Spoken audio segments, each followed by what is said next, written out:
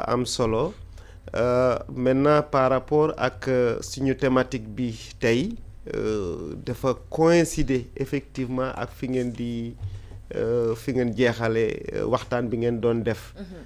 C'est la question d'éducation xam nga Jarko lu mu def dafay révéler ñaari mbir. mooy éducation de base dafa am solo déjà. Mais aussi lu ñuy wax développement personnel mooy lépp looy def da ngay mën a contrôler sa bopp. Maîtrise de soi.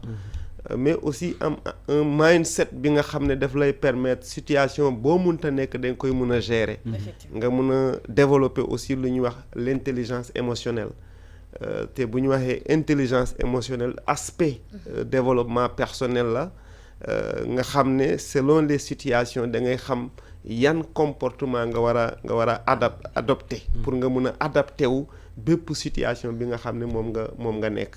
Donc day wane ne vraiment seen thématique yi ngeen di jël dafa am cohérence du début à la fin et ça c'est ça qu'on appelle du professionnalisme.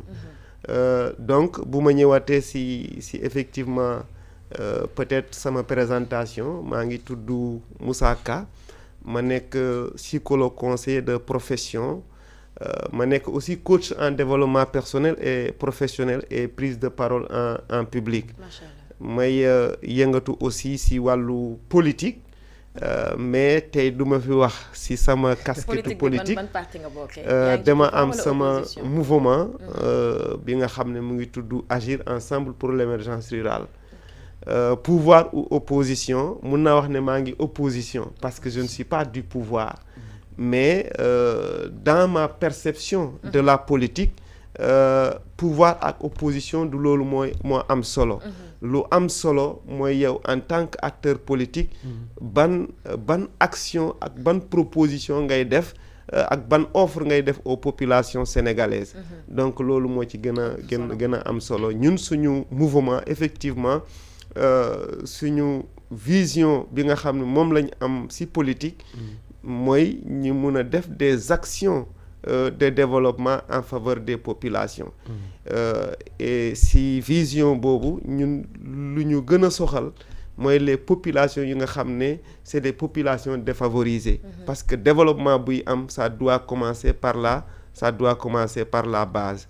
Et je profite de l'occasion vraiment di nuyu tous les Algériens du Sénégal et de la diaspora. Voilà, merci beaucoup. ayca nga ñëwal ñu ci développement personnel tuuti rek. Voilà, développement personnel bon yaakaar naa brossé naa ko tuuti.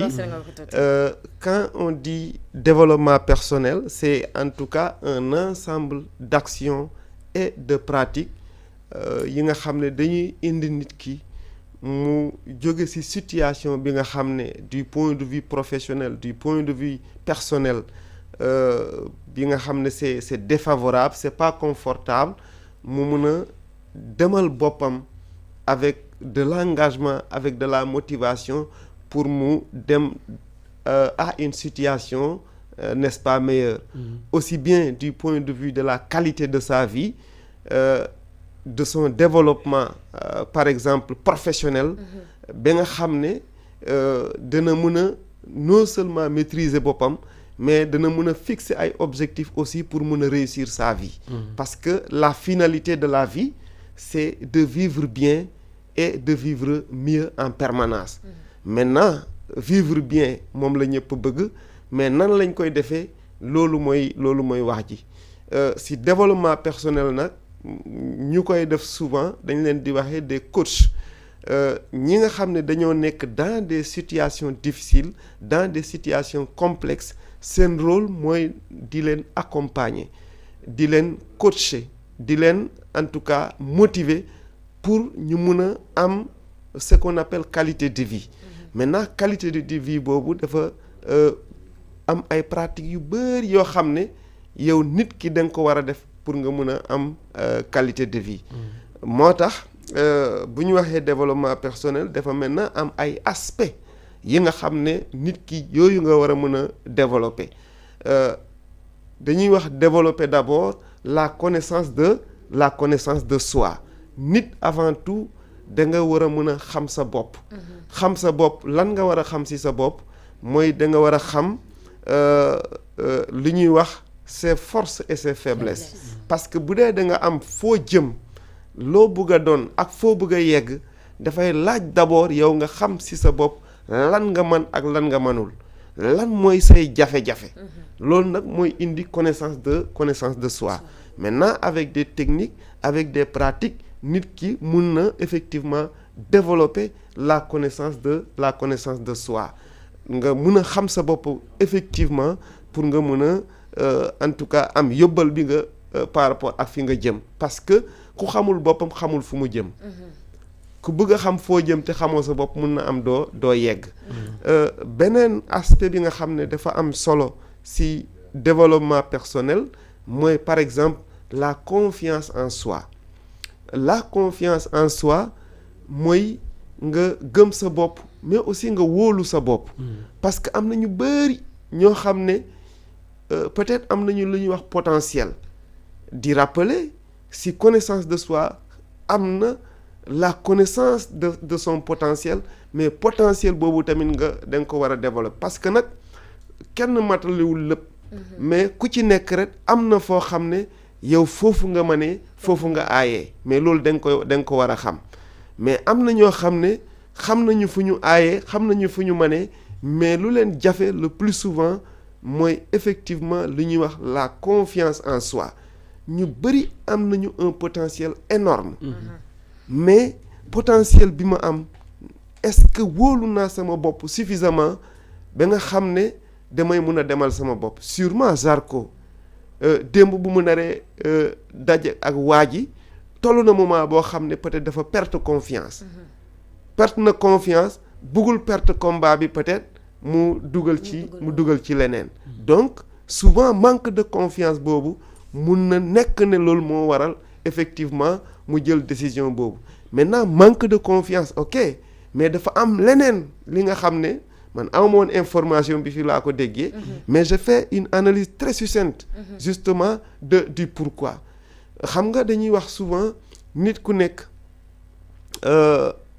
dans les 24 heures da ngay am lu ñuy wax 5 moments de folie. 5 minutes de folie.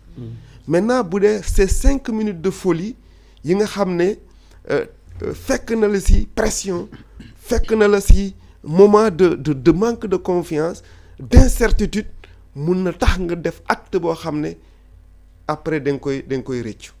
et loolu c'est valable pour toute personne. waaw c'est valable toute personne maintenant c'est valable toute personne mais am na ñi nga xam ne dañoo am quelque chose de spécial. mooy la maîtrise de soi. am na ñoo xam ne nag maîtrise de soi boobu amuñu ko boo amul maîtrise de soi nga toll ci situation boobu rapidement mun nga def njaaxum. voilà mais coach tout à l'heure yaa ngi doon wax li nga xamante ne moo di maîtrise de soi yaa ngi doon wax li nga xamante ne moo di la confiance en soi mais ci beneen côté bi aussi li nga xamante ne moo di excès de confiance mun na pousser nit mu jël décision wala mu jëfee ci noo xamante ne ci naka su dul noonu. mais bien sûr xam nga excès de confiance une confiance débordante loolu tamit dafa am ñoo xam ne effectivement loolu dafay am day indi nit ba mu toll ci situation boo xam ne day yaakaar ne lépp maîtriser na ko lépp mën na ko.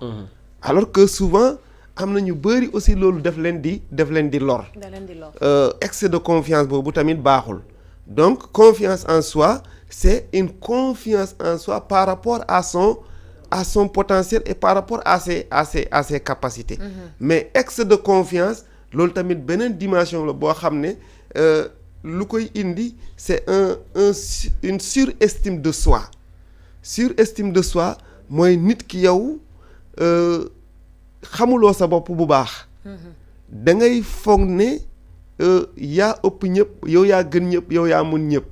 loolu nag souvent lu koy indi lu ñuy wax en psychologie un ego surdimensionné am na ñoo xam ne ils ont un ego surdimensionné dañuy yaakaar ne justement lu nekk mën nañ ko maîtriser nañ ko ba ñu song wala ñu def loo xam ne ëpp na seen doole wala seen man-man loolu tamit effectivement souvent dafay am.